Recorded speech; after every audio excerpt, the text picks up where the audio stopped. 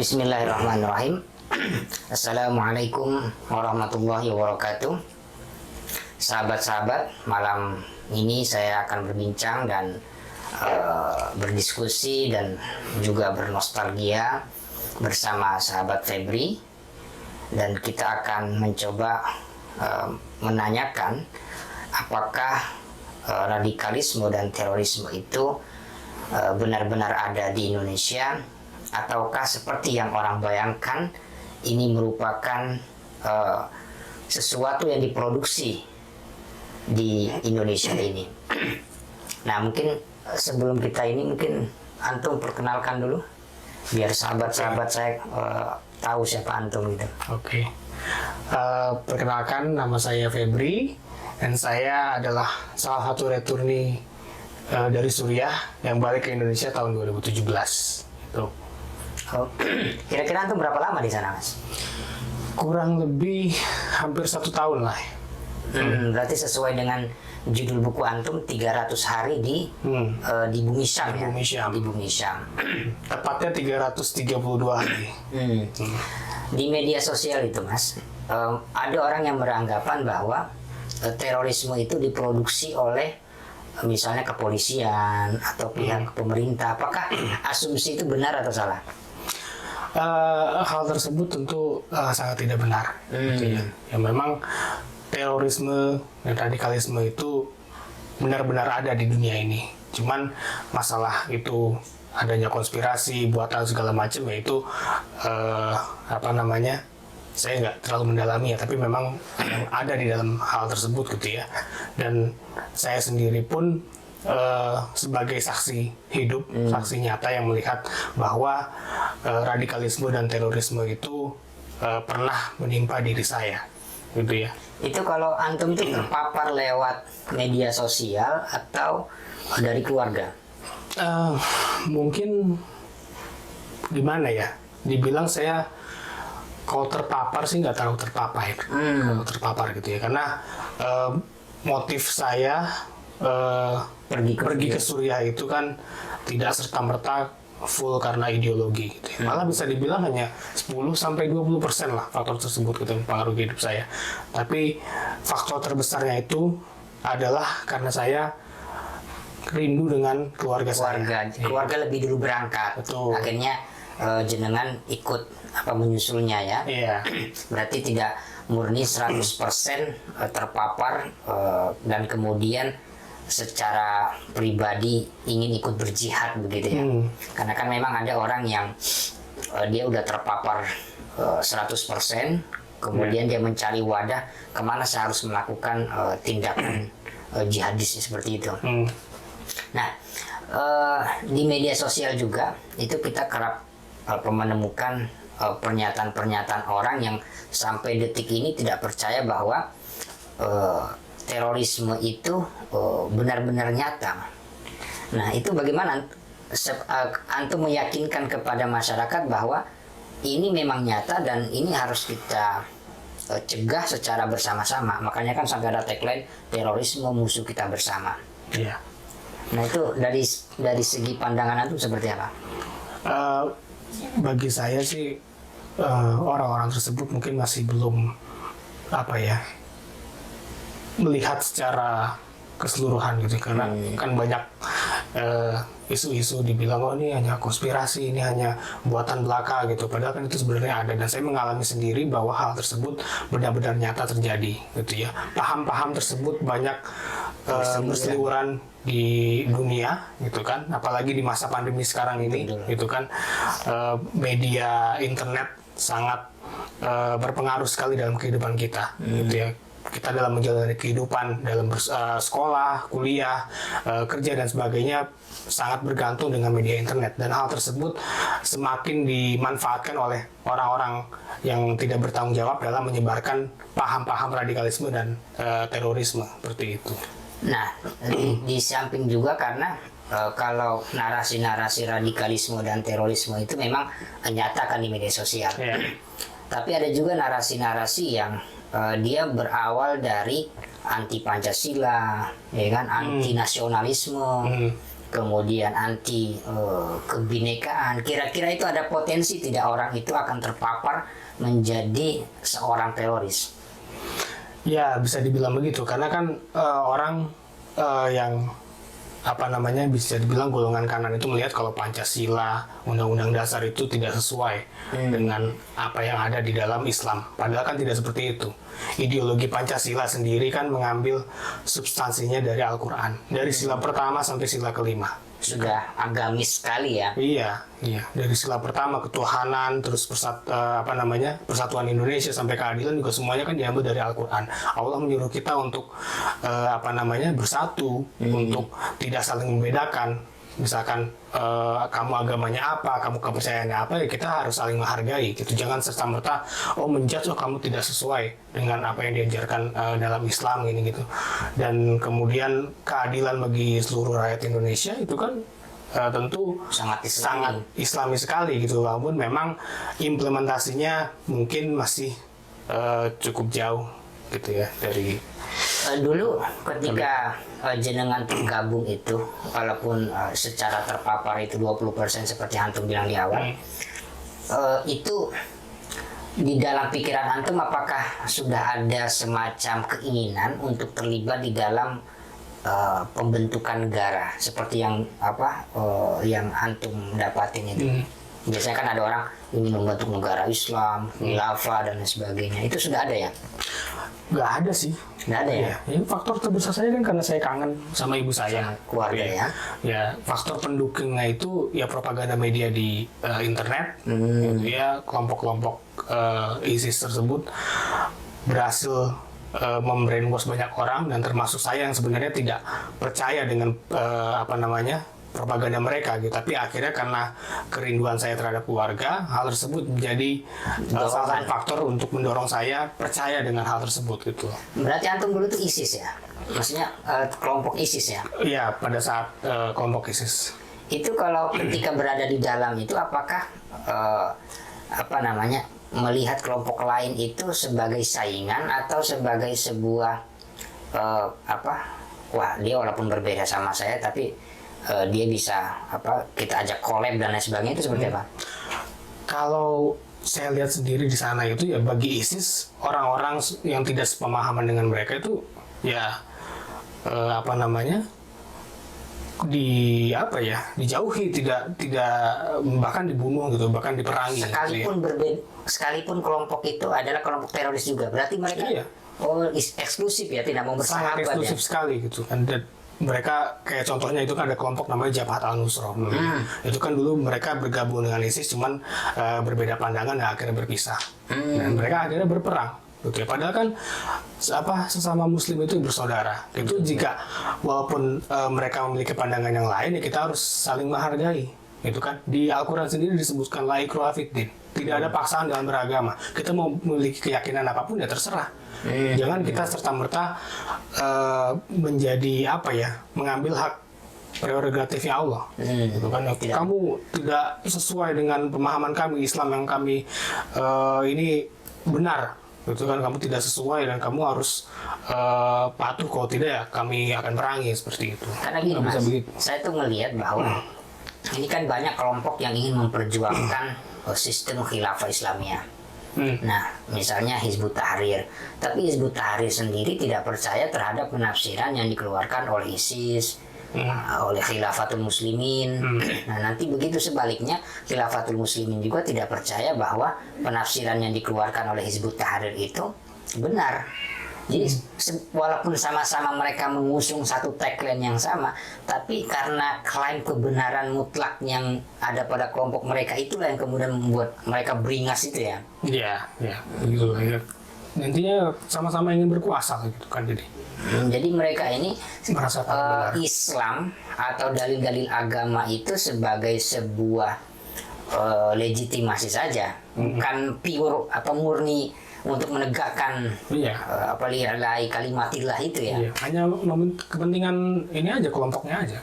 Berarti kayak dulu ya, misalnya partai A sama partai B, jadi yang satu wala tastarubi ayati tamanan qalila, atau yang satu lagi wala taqrabah hadis syajarah gitu-gitu kan. Jadi ini sahabat-sahabat bahwa eh, dari awal ada satu kesimpulan yang bisa kita ambil bahwa tidak semua orang yang berbicara tentang dalil-dalil agama itu untuk menegakkan agama itu sendiri. Karena ada orang yang menggunakan dalil-dalil agama, teks-teks agama untuk kepentingan politik praktis mereka, termasuk kekuasaan mereka.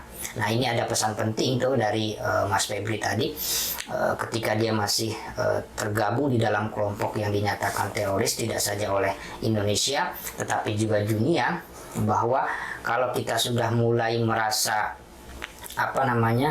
benar ya, merasa benar sendiri, itu bisa menjadi embrio kita menjadi bagian daripada kelompok teroris itu. Nah, sebelum kita tutup Mas, itu yang membuat kemudian antum dan keluarga itu kembali ke Indonesia dan kembali mengakui bahwa Pancasila sebagai dasar negara, kemudian Undang-Undang 1945 dan Bhinneka Tunggal Ika, itu apa faktornya? Yang jelas kita semua melihat bahwa mereka tidak menjalankan syariat Islam dengan benar. Dan penindasan terjadi di mana-mana. Gitu kan, mereka hanya menjual agama Islam sebagai pegangan mereka supaya masyarakat dunia itu tertarik untuk pergi ke sana, tapi nyatanya pas lihat di sana itu kan tidak sesuai. Tapi kalau dilihat janji-janjinya itu luar biasa loh. Luar biasa. Gitu kan, semua banyak kalangan terutama anak-anak muda kan banyak yang tertarik sampai ke sana gitu ya. Istilahnya mereka tuh kayak memberikan solusi dari setiap masalah.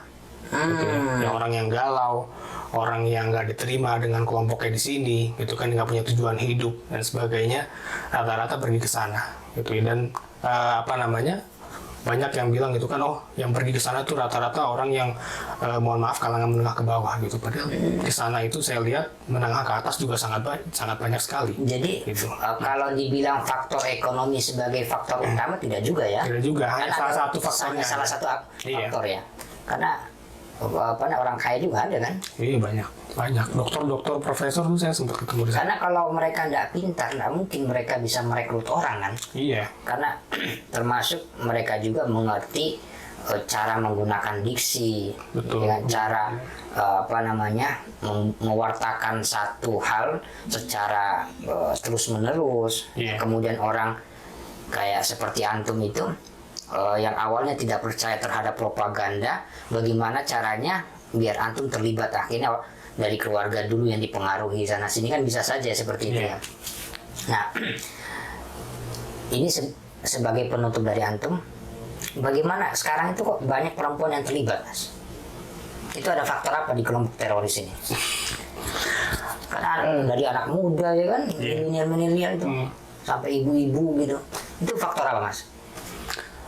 Apa ya mungkin bisa dilihat kalau dulu kan perempuan itu gak terlalu diperhatikan, tapi ternyata belakangan ini setelah kejadian bom kemarin juga itu ya di Mabes Polri gitu kan, mereka jadi tokoh utama gitu kan, bukan mereka tampil ke publik gitu. Jadi kita juga harus berhati-hati bahwa mereka itu tentu lebih memiliki istilahnya tuh kalau disebut bisa jadi lebih radikal gitu, karena kan laki-laki sendiri, bahkan saya dengar cerita banyak yang terdoktrin dari perempuan juga.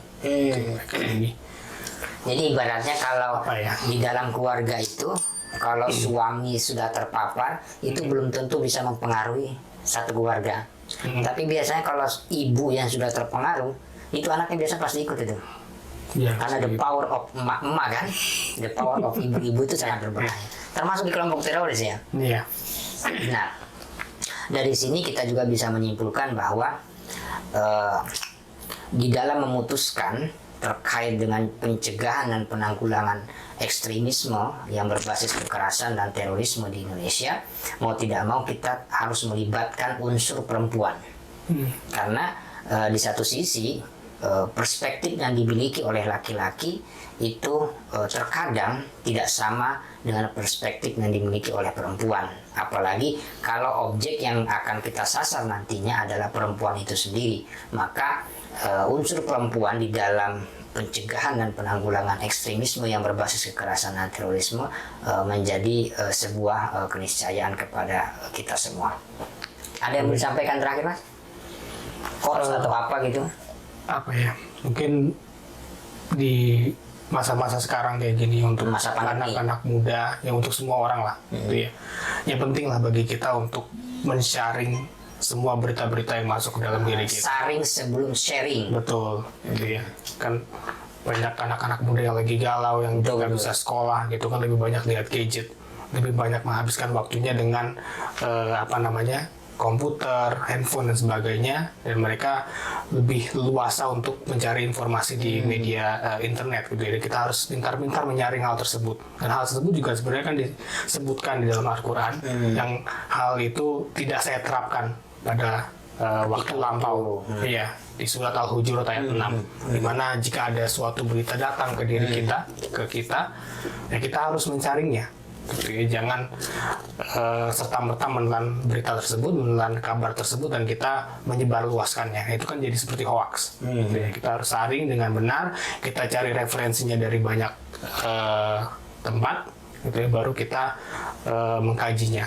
Gitu ya. Nah itu kalau misalkan saya dulu itu kan hanya mendengar, bukan saya dan keluarga itu hanya melihat berita-berita dari kelompok teroris. Pada saat itu ISIS, kita sudah terbutakan, gitu ya, merasa bahwa media-media sekuler itu hanya ingin menjatuhkan kelompok ISIS tersebut, gitu ya. Dan sampai akhirnya kita sudah terbutakan.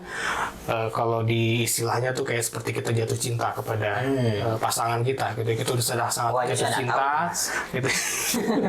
Ya, misalkan kayak gitu ya, kita jatuh cinta sama seseorang, gitu, kita udah sangat menyukai orang tersebut, individu tersebut, sampai padahal orang-orang bilang tuh ini orang ini nggak beres, orang ini nggak bener dan sebagainya, gitu, sampai akhirnya kita misalnya menikah dengan orang tersebut dan baru melihat bahwa yang dikatakan orang-orang di sekitar kita itu benar, bahwa si individu tersebut itu tidak baik, dan itu menjadi penyesalan di belakang.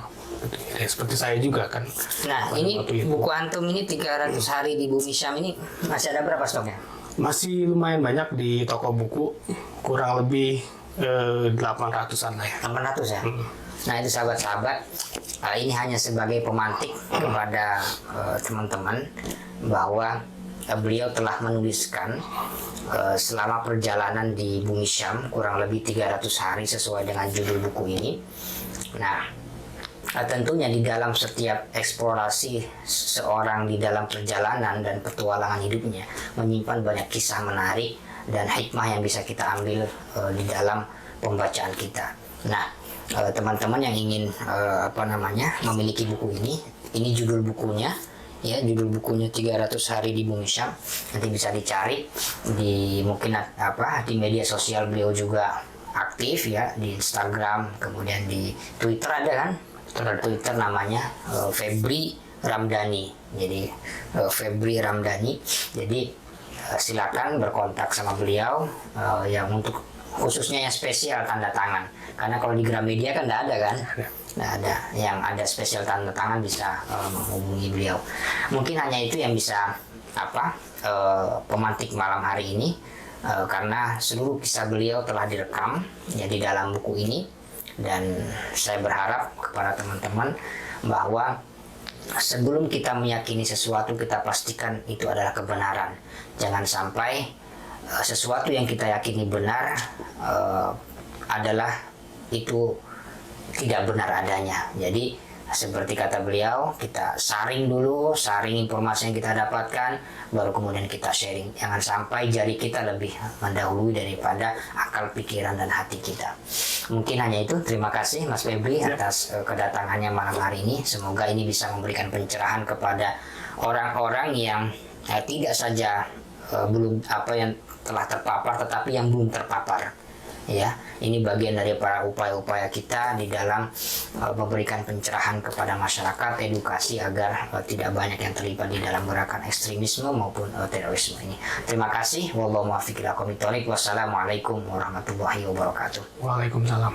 Terima kasih Mas Febri. Siap. Terima kasih.